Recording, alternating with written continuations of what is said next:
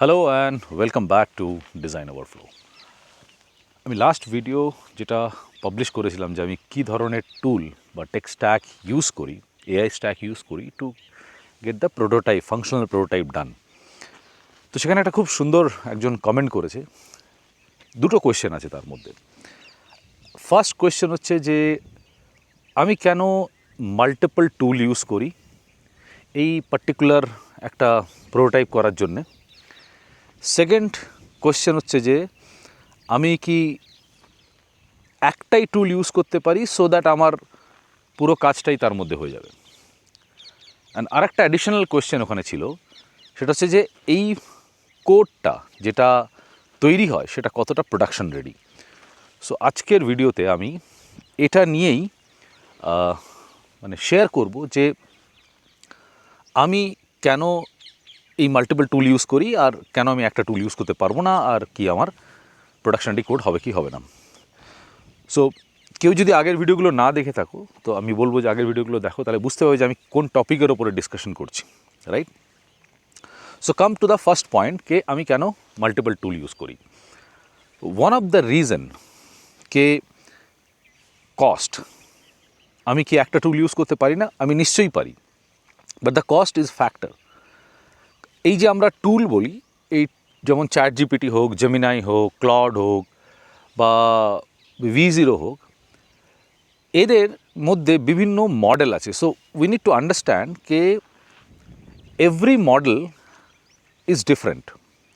কোনো মডেল তৈরি হয়েছে সাম ক্যাপাসিটির ওপরে, যেমন Claude is very good in terms of doing the coding, in terms of functional technical জিনিস। But at the same time আমি যদি জিপিটিকে দেখি, GPT is very good for creative thinking, GPT is very good for visual outcome বা visual যে output থাকে সেটার ওপরে। তো and again cost is important, কারণ আমি 1000-2000 টাকা দিয়ে আমি অলমোস্ট আনলিমিটেড একটা টাইম পাচ্ছি বা আনলিমিটেড টোকেন পাচ্ছি বা আনলিমিটেড সময় আমি যে কাজ করতে পারছি আনলিমিটেড প্রজেক্ট নিয়ে। অ্যাট দ্য সেম টাইম আমি যদি একটা প্ল্যাটফর্ম ইউজ করি সেখানে আমার অনেক রেস্ট্রিকশন থেকে যাবে। আমি বলবো না রেস্ট্রিকশন, সেখানে আমার কস্ট অনেক বেড়ে যাবে। সো নাও আইল গিভ অ্যান এক্সাম্পল।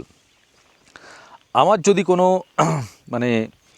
পিআরডি বানানোর দরকার হয়, তাহলে পিআরডি বানানোর আগে আমার কাছে যে র কন্টেন্ট থাকবে, সেই র কন্টেন্টটাকে নিয়ে আমি যদি ব্রেনস্টর্ম করার চেষ্টা করি, সেখানে আমার কী চাই? আমি টেক্সট টু টেক্সট, আমি টেক্সট ইনপুট দিচ্ছি, টেক্সট আউটপুট আসবে আমার কাছে, আমি কোনো ডিজাইন করবো না সেখানে। তো সেইটা করার জন্যে, আর আমি সেটা খুব কন্ট্রোল এনভায়রনমেন্টের মধ্যে সেটা আমি করতে চাই, যে যাতে আমার এই মডেল যাতে হ্যালুসিনেটও না করে, তার জন্য আমি ইউজ করি নোটবুক এলএলএম। কারণ নোটবুক এলএলএমে যে সোর্স অফ কন্টেন্ট দেওয়া হয় সেটা আমার কন্টেন্ট থাকে, আমার র মেটেরিয়াল থাকে যেটা আমি কালেক্ট করেছি। তার যে আউটপুটটা আমি পাচ্ছি, সেই আউটপুটটা কিন্তু গুগলের জেমিনাই যে মডেল, এখন জেমিনাই 3, জেমিনাই ফ্ল্যাশ, কোনো একটা মডেল তারা ইউজ করে এবং সেই মডেলটাকে দিয়ে আমারই কন্টেন্টের উপর বেস করে আমার সঙ্গে সেটা রিসার্চের আউটপুট দেয়, রাইট? এবার আমি যদি এই জিনিসটা একটা সিঙ্গেল মডেলের মধ্যে করতে চাই বা একটা সিঙ্গেল টুলের মধ্যে করতে চাই, তাহলে আমাকে মাল্টিপল মডেল ইউজ করতে হবে সেই টুলটার মধ্যে, তবেই কিন্তু আমি আউটপুটটা পাবো। আমি এক্সাম্পল দেব। নাও আমার যদি কোনো একটা ক্রিয়েটিভ থিঙ্কিংয়ের দরকার হয়, তাহলে আমি নিশ্চয়ই GPT-5 ইউজ করব বা 5.2 এখন যেটা এসছে। তার আউটপুট তার যে কোয়ালিটি আউটপুট কতটা সুন্দর বা কতটা অ্যাকিউরেট আসে, সেটা কিন্তু আমি আবার যদি জেমিনাই বা ক্লড ইউজ করি, আমি দেখেছি সেই আউটপুটটা সেরকম আসে না। তো ফলে কি হচ্ছে যে আমাকে বিভিন্ন সময় বিভিন্ন যে সার্কামস্ট্যান্সেস থাকে, যে যখন আমাকে ভিজুয়াল থিঙ্কিংয়ের দরকার হয় আমি তখন চ্যাট জিপিটি ইউজ করি, যখন আমাকে রিসার্চ করার দরকার হয় তখন আমি নোটবুক এলএলএম ইউজ করি, যখন রিসার্চ আর ভিজুয়াল থিঙ্কিং হয়ে যায়, যখন আমাকে ফাংশনাল জিনিসের জন্য বা টেকনিক্যাল কিছু কোয়ারিজের জন্য যেতে হয়, আমি তখন সেখানে ক্লড ইউজ করি। এই কারণে যে মাল্টিপল ইউজ করা দরকার, আদারওয়াইজ আমি অনেক খরচা করে ফেলবো। এবার আমি বলি যে একটা টুলে হবে কি হবে না। ইয়েস, আমি কার্সার এআই দিয়েই করতে পারি, কারণ কার্সারের নিজস্ব মডেল আছে। At the same time Cursor multiple মডেলকে হোস্ট করে। আমি ওখানে মডেল সুইচ করতে পারি, আমি চেঞ্জ করতে পারি from GPT to GPT thinking, Gemini, Grok বা ক্লডের যে মডেল আছে সনেট হোক বা ওপাস হোক। বাট আমি যদি দেখি তাদের যে কস্ট, সেই কস্ট কিন্তু আমার এই টুলগুলো মাল্টিপল টুল ইউজ করলে যে কস্ট হবে তার থেকে অনেক বেশি হয়ে যায়। আফটার আ সার্টেন টাইম কার্সারের মধ্যে গেলে আমি দেখব যে it become a pay as you go, মানে আমি যেরকম ইউজ করব, যত প্রম্পট দেব বা যত কনটেক্সট আমি ইউজ করব, তার উপরে বেস করে আমার মডেলের যে কস্ট সেটা এখানে আসবে। তো এই কারণে আমি এক তো মাল্টিপল ইউজ করার কারণ হচ্ছে যে অ্যাকিউরেসি অ্যান্ড কস্ট সেভিং, সেক্ষেত্রে যাতে আমি লঙ্গার রানে এটাকে ইউজ করতে পারি। This is number one. Number two হচ্ছে যে একটা সিঙ্গল প্ল্যাটফর্মে যখন আমরা ইউজ করি, কস্ট যখন বেড়ে যায়, যখন আমি নিজে পার্সোনালি ট্রাই করব ইউজ করার, তাহলে আমার কাছ থেকে নিশ্চয়ই বেশি টাকা যাবে। আমি আমার প্র্যাকটিক্যাল লাইফে, মানে আমি কোনো ওই হয় না ইউটিউব ইনফ্লুয়েন্সার যারা অ্যাকচুয়াল ইউজ করে না কিন্তু বলে যে এই টুল ওই টুল, বাট আমি আমার লাস্ট অর্গানাইজেশনে entire design, entire code base বা এন্টায়ার ফ্রন্ট এন্ড বা এন্টায়ার ইউএক্স আমি বানিয়েছি উইথ কার্সার। সেখানে আমাকে কস্ট ভাবতে হয়নি, কারণ কোম্পানির কাছে এন্টারপ্রাইজ অ্যাকাউন্ট ছিল, সেখানে ডেভেলপাররাও ইউজ করে, ডিজাইনাররাও ইউজ করে, সামটাইমস কিছু পিএমরাও ইউজ করে, যারা প্রোডাক্ট ম্যানেজার্স বা প্রজেক্ট ম্যানেজার্স তারাও ইউজ করে। তো সেখানে আমাকে কস্ট নিয়ে ভাবতে হচ্ছে না, তো আমি সেখানে মডেল সুইচ করে যাচ্ছি।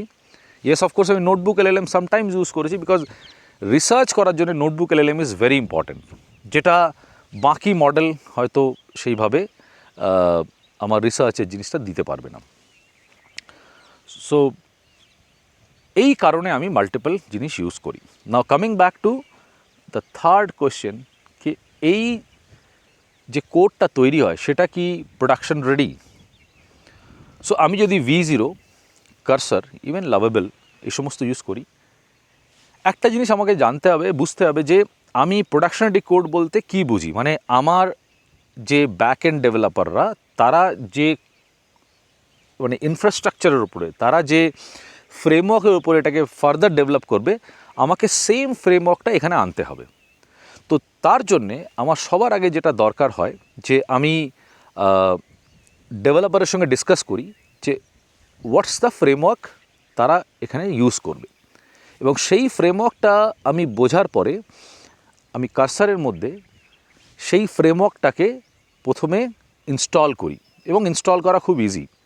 আমি যদি নাও জানি টেকনিক্যালি কিছু, আমি কার্সারকে বলতে পারি যে আমার কাছে আমি এই পুরো প্রজেক্টটা রিয়্যাক্ট দিয়ে বানাবো, আমার সিএসএস ফ্রেমওয়ার্ক থাকবে হয়তো টেলউইন্ড সিএসএস, বা আমি এটাকে মানে অ্যাঙ্গুলারে তৈরি করতে চাই। তো কার্সার তার নেসেসারি যে ফ্রেমওয়ার্ক ইনস্টল করার থাকে সেটা করে দেয়।